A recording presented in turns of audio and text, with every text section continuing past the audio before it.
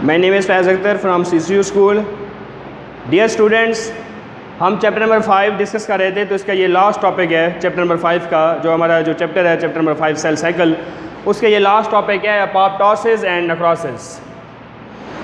Apoptosis और second है necrosis. ये दोनों जो है अपोप्टोसिस एंड नेक्रोसिस, ये दोनों फिनोमिना हैं। ये टू प्रोसेस हैं, फिनोमिना है या प्रोसेस है जिसमें सेल की डेथ हो जाती है। सेल मर जाता है, सेल डाई हो जाता है या उसकी डेथ हो जाती है। तो उसके लिए जो है ना कि जो डेथ है सेल की वो दो तरह से होती है।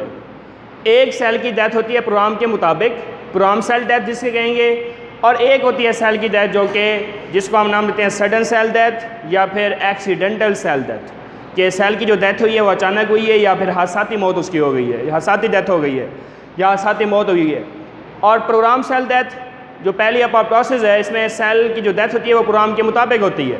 मतलब जो सेल अपना वर्क कर रहा होता है वो प्रोग्राम उसको मिल रहा होता है। जब उसको सिग्नल्स मिलने बंद होते हैं तो उस तरह उसकी जो है ना कि सेल की जो है ना कि डेथ होना शुरू हो जाती है, जिसमें सेल सुसाइड कर लेता है, सेल खुदकुशी कर लेता है, सेल अपने आप को मार डालता है। ये है हमारे पास अपोप्टोसिस। सबसे पहले पॉइंट, इन अडल्ट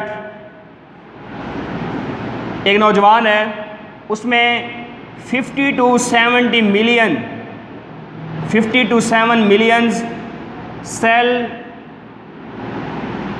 की डेथ हो जाती है, सेल डेथ। 50 से 70 मिलियन सेल जो है ना डेथ होते हैं, सेल डाई होती हैं, सेल की मौत होती है। कब? डेली, रोज़ाना 50 से 70 मिलियन सेल की डेथ होना शुरू हो जाती है एक नौजवान के अंदर, वो अपोप्टोसिस के जरिए। अपोप्टोसिस होता है क्या है? ये प्रोग्राम सेल डेथ है, प्रोग्राम्ड सेल डेथ। इसमें सेल की जो डेथ होती है वो प्रोग्राम के मुताबिक होती है। कैसे सेल की डेथ होगी प्रोग्राम के मुताबिक, ये हमने डिस्कस करने से एक्सप्लेनेशन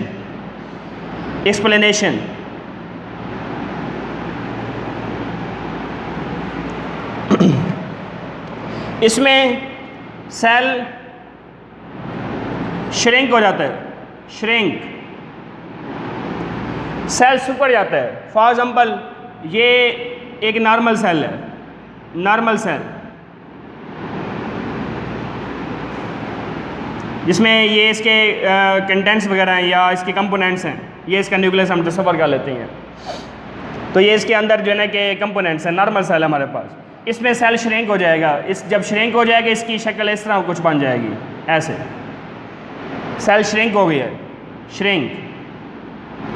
जब सेल श्रिंक होगा, सेल सिकुड़ेगा, तो इसके जो साइटोस्केलेटन है उसकी ब्रेक डाउन हो जाएगी। साइटोस्केलेटन ब्रेक साइटोस्केलेटन, जो कि हम चैप्टर नंबर 4 में पढ़ चुके हैं। साइटोस्केलेटन ऑर्गेनेली है।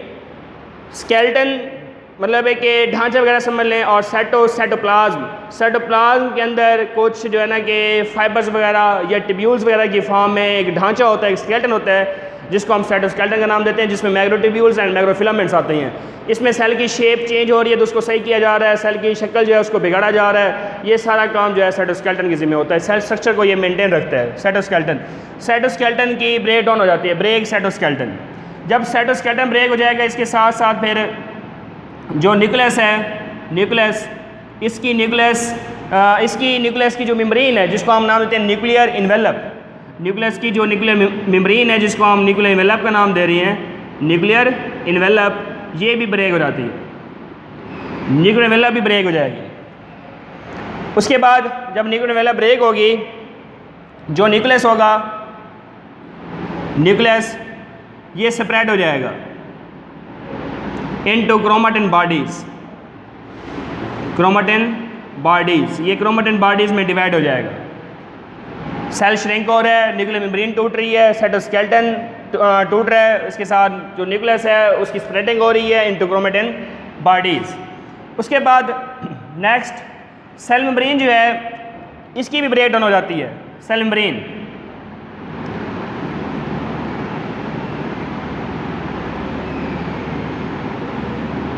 कुछ इस तरह फॉर्म की जो है ना कि ये स्ट्रक्चर बन जाता है। सेल मेम्ब्रेन भी इसमें ब्रेक हो जाएगी, cell membrane break, cell membrane. इसमें सेल मेम्ब्रेन भी टूट जाती है। उसके बाद इसकी सरफेस के ऊपर कुछ जो है ना बर्ड्स लाइक स्ट्रक्चर बन जाते हैं, बर्ड्स लाइक, ये बर्ड्स लाइक स्ट्रक्चर है,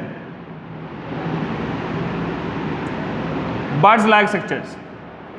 उभार इसकी जो सरफेस है मेम्ब्रेन की सरफेस के ऊपर उभार बन जाते हैं, बर्ड्स बन जाती हैं, बर्ड्स फॉर्मेशन।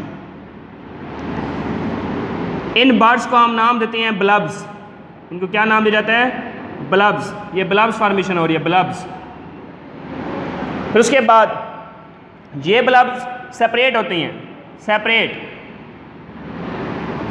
ये ब्लब्स सेपरेट हो जाएंगे जिसको हम नाम देंगे एपोप्टोटिक बॉडीज, एपोप्टोटिक बॉडीज। इनको हम एपोप्टोटिक बॉडीज का नाम देंगे, मतलब है कि ये आगे इस तरह ये सेपरेट हो जाएंगे, ये एपोप्टोटिक बॉडीज है, एपोप्टोटिक बॉडीज।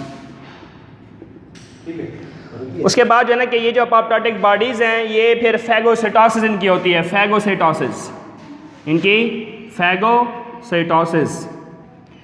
ये फैगोसाइटोसिस के जरिए इनगल्फ किए जाते हैं, इनगल्फ बाय फैगोसाइटोसिस। ये भी हम चैप्टर नंबर 4 में डिस्कस कर चुके हैं। फैगोसाइटोसिस कुछ इस तरह इसकी जो है ना कि इसका जो स्ट्रक्चर है वो कुछ इस तरह का होगा, ऐसे। ये जो है ना कि कोई मटेरियल है वो उसको इनगल्फ कर लेता है, तो ये फैगोसाइटोसिस है। जब फैगोसाइटोसिस के लिए ये इनगल्फ हो जाती हैं तो इसका फिर आगे एडवांटेज भी है कि इन्फेक्शन स्प्रेड नहीं होगा। फिर इन्फेक्शन जो फैल चुका होता है फिर उसके बाद वो मज़ीद उसकी जो है ना कि स्प्रेडिंग नहीं होती। तो एपोप्टोसिस के बेनिफिट्स भी हैं, इसके डिसएडवांटेजेस भी हैं, इसके नुकसानात भी हैं, इसके जो है ना कि फ़वायद भी हैं। ये ना समझे सेल डेथ हो गया तो उसके जो नुकसानात हैं, लेकिन इसके आगे एडवांटेजेस भी हैं, बेनिफिट्स हम नाम दे देते हैं इसको, बेनिफिट्स। इसके क्या फ़वायद हैं?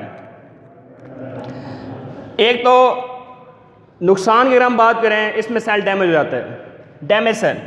फिर ये क्या करता है? Remove the damage cell, remove the damage cell. इसमें जो सेल डैमेज हो जाता है उस सेल को, उस डैमेज सेल को रिमूव कर दिया जाता है। उसके बाद number 2 prevent the further taking of nutrients, क्योंकि न्यूट्रिएंट्स मिल रहे होते हैं सेल को जिस वजह से वो अपना फंक्शन परफॉर्म करता है। जब उसको न्यूट्रिएंट्स मिलना बंद हो जाते हैं, कि न्यूट्रिएंट्स उसको मिल रहे हैं, वो अपना फंक्शन परफॉर्म कर रहा है, लेकिन जो है ना कि वो सेल डैमेज हो चुका होता है, इस वजह से उसको मज़ीद न्यूट्रिएंट्स नहीं दिए जाते। Number 3 prevent from spreading of infection, spreading of infection, कि जो इन्फेक्शन स्प्रेड हुआ है उसको ये प्रिवेंट करता है, बचाता है, महफूज रखता है, ताकि जो है ना कि मज़ीद जो है वो स्प्रेडिंग ऑफ इन्फेक्शन ना हो, इन्फेक्शन स्प्रेड मज़ीद ना हो। उससे जो है ना कि इसको क्या किया जाता है? प्रिवेंट किया जाता है, उसको बचाया जाता है। नंबर 4 इसके जो है ना कि और भी बेनिफिट है, डेवलपमेंट। जब बच्चे की डेवलपमेंट हो रही होती है मदर की बॉडी के अंदर, तो फिंगर्स जो हैं ये आपस में इकट्ठी रहती हैं, जुड़ जाती हैं। वहाँ पर एपोप्टोसिस आती है, वो क्या करती है? दरमियान में सेल को तोड़ती है, सेल टूटेंगे। जब सेल टूटेंगे तो फिंगर्स जो हैं, डिजिट्स जो हैं, वो क्या हो जाएंगे? सेपरेट द डिजिट्स, या फिर फिंगर्स वगैरह का नाम लिख सकते हैं हम। ड्यूरिंग डेवलपमेंट, जब बच्चे की डेवलपमेंट हो रही होती है तो उसमें डिजिट्स की सेपरेशन की जाती है, फिंगर्स जो हैं वो अलग अलग हो जाती हैं, ये भी बेनिफिट है। तो ये हमारा टॉपिक था डियर स्टूडेंट्स, एपोप्टोसिस। अब हम नेक्स्ट डिस्कस करेंगे नेक्रोसिस को। नेक्रोसिस ये एक्सीडेंटल सेल डेथ है, एक्सीडेंटल सेल डेथ। इसमें जो सेल की डेथ होती है वो एक्सीडेंटल होती है, हादसाती मौत होती है, या फिर सडन डेथ, या फिर सडन डेथ, कि जो मौत हुई है सेल की वो अचानक हुई है, या फिर हादसाती मौत हुई है। तो इसको हम नाम देते हैं, इस प्रोसेस को या फिनोमिना को, नेक्रोसिस। उसके बाद सेकंड पॉइंट, ये लेस सिक्वेंशियल होती है, लेस सिक्वेंशियल,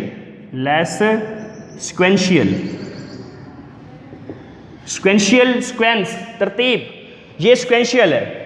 ये सीक्वेंस के अंदर हो रही होती है, तरतीब के अंदर हो रही होती है, ये तरतीब के अंदर होती है लेकिन कम होगी, लेस सीक्वेंशियल होगी। उसके बाद नंबर थर्ड, काजेस, वजूहात, किस वजह से ये नेक्रोसिस हो रही है।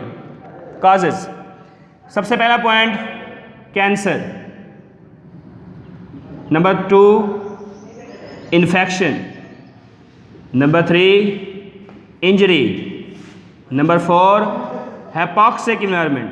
हैपोक्सिक इन्वायरमेंट मतलब जो इन्वायरमेंट है वो हैपोक्सिक इन्वायरमेंट है, उस इन्वायरमेंट के अंदर ऑक्सीजन की क्या है, कमी है, तो उस इन्वायरमेंट को हम नाम देते हैं हैपोक्सिक इन्वायरमेंट के ऑक्सीजन जो है ना कि अगर सेल को कम मिल रही है, लेस ऑक्सीजन, तो तब भी जो है ना कि सेल की डेथ होना शुरू हो जाती है, एक्सीडेंटल या फिर सडन डेथ, या फिर कैंसर वगैरह हो जाए तब भी सेल की डेथ होगी एक्सीडेंटल या सडन, इन्फेक्शन क्रिएट हो जाए तब भी ये नेक्रोसिस हो जाएगी, इंजरी वगैरह है, कोई मतलब है कि कोई जख्म वगैरह या इंजर्ड हो गया कोई ऐसा, या फिर जो है ना सर्जरी का हम पॉइंट लिख सकते हैं यहाँ पर, सर्जरी वगैरह, ऑपरेट वगैरह, उस टाइम भी जो है ना कि ये हो सकती है नेक्रोसिस। और अगर उस सेल को ऑक्सीजन कम प्रोवाइड की जाए तब भी सेल की डेथ हो जाती है, इसको हम नाम देते हैं काजेस, किस वजह से ये नेक्रोसिस हो रही है। उसके बाद एक्सप्लेनेशन का एक पॉइंट बना लेते हैं यहाँ पर, एक एक्सप्लेनेशन वजाहत कर लेते हैं। उसमें तो सेल क्या हो रहा था, श्रिंक हो रहा था, अपोप्टोसिस में इसमें सेल श्रिंक नहीं होता, इसमें सेल स्वेल कर जाता है, स्वेल, इसमें सेल फूल जाएगा। फॉर एग्जांपल ये एक नॉर्मल सेल है, ये इसका न्यूक्लियस है, ये इसके सेलुलर कंपोनेंट्स हैं, तो उसके बाद जो है कि ये सेल इस तरह स्वेल कर जाएगा, सेल के अंदर स्वेलिंग हो जाती है, स्वेल होता है जब सेल, उसके बाद सेल क्या हो जाता है, बर्स्ट हो जाता है, बर्स्ट, सेल फट जाता है। जब सेल फटता है तो इसके जो है ना कि लाइसोसोमल एंजाइम्स ये क्या होती हैं, ये बाहर निकलती हैं, मतलब कि आउटसाइड आती हैं, ये बाहर निकलेंगे आउटसाइड। जब ये बाहर आती हैं, बाहर आने की वजह से जो करीब वाले सेल होती हैं उनको भी ये डैमेज कर देते हैं। फॉर एग्जांपल कि एक सेल बस्ट हुआ है तो ये करीब के जो सेल्स हैं इस तरह, इनको भी ये डैमेज कर देंगे। लेकिन वहाँ पर हमने एक बात की थी कि अगर जो है ना कि एक सेल डैमेज हुआ है तो मज़ीद उस इन्फेक्शन को स्प्रेडिंग उसकी नहीं होती है, उसको स्प्रेड नहीं किया जाता, इन्फेक्शन को ख़त्म कर देता है। फैगोसाइटोसिस सेल होंगे वो इन्फेक्शन, वो जो है कि जो सेल जो है ना डैमेज होगा उसको इनगल्फ कर लेंगे, उसको ख़त्म कर देंगे, रिमूव कर दिया जाएगा डैमेज सेल को। लेकिन यहाँ पर अगर एक सेल डैमेज हुआ तो उसके साथ साथ सारे बाकी सेल्स भी जो है ना कि उनकी डेथ होना शुरू हो जाती है या उनके जो है ना के अंदर चेंजिंग आ जाती है। अब देखें कि एक सेल है वो डैमेज हुआ है, इस सेल ने इसको जो है ना कि डाई किया, इस सेल ने इसको डाई किया, इस सेल ने इसको डाई किया, ऐसे। हालांकि दूसरे सेल को पता भी नहीं होता कि मेरी मौत होने वाली है, तो उसकी अचानक डेथ हो जाती है, उसकी सडन डेथ हो जाती है। सेल इसमें स्वेल किया, बर्स्ट हुआ, उसके बाद लाइसोसोमल एंजाइम्स बाहर निकलेंगे, आउटसाइड आएंगे, उसके बाद जो है कि सेलुलर जो कंपोनेंट्स होंगे, सेलुलर कंपोनेंट्स ये भी बाहर आ जाएंगे, सेलुलर कंपोनेंट्स ये भी बाहर आ जाएंगे आउटसाइड। उसके बाद जब सेल बर्स्ट होता है तो उससे टॉक्सिक केमिकल्स निकलते हैं। जब सेल बर्स्ट हो रहा है, बर्स्ट, तो उससे टॉक्सिक केमिकल्स होती हैं। टॉक्सिक केमिकल्स ये बाहर निकल आते हैं, टॉक्सिक केमिकल्स बाहर निकलेंगे तो जो नियर जो सेल होगा उसको भी ये क्या कर देंगे, डैमेज कर देंगे। तो इससे भी सेल की अचानक मौत हो गई है या एक्सीडेंटल डेथ हुई है या सडन डेथ हुई है, इसको नाम कहते हैं नेक्रोसिस। उसके बाद नेक्रोसिस किसके अंदर हो सकती है, अगर जो है ना स्पाइडर है, स्पाइडर ने बाइट किया तब भी नेक्रोसिस होती है। स्पाइडर बाइट्स, ये इससे जो है ना कि इंटरेस्टिंग इन्फॉर्मेशन है। स्पाइडर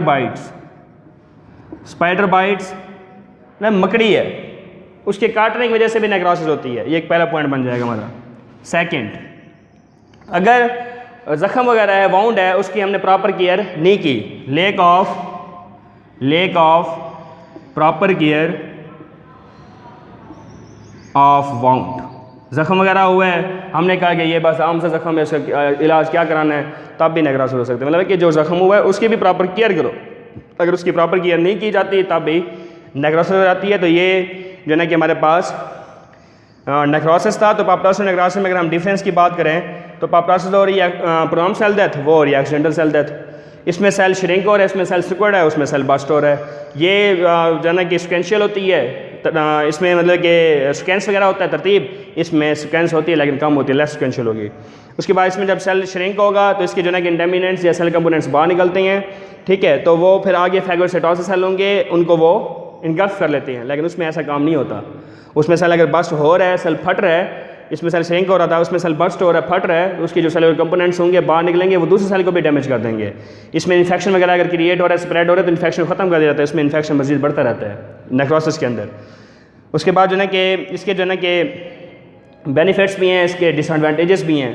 उसके जो है ना कि सारे के सारे वो क्या होते हैं डिसएडवांटेजेस। तो इस टॉपिक से हमारा जो चैप्टर है वो ख़त्म हुआ। Okay, thank you.